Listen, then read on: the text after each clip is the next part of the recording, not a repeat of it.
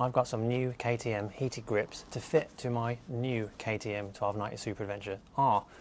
I had them on my 2018 Super Adventure S and they're really good, and now winter time is coming.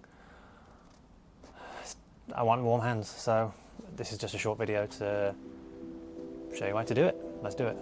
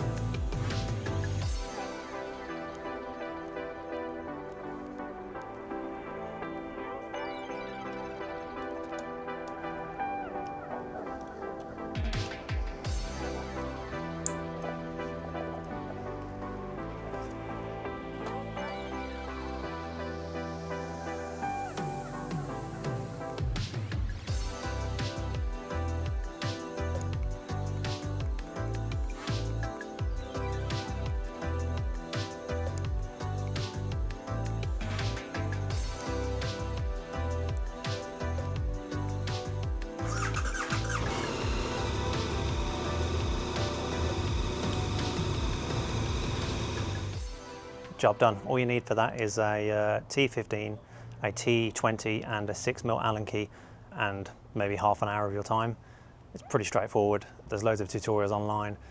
This is just a really quick one.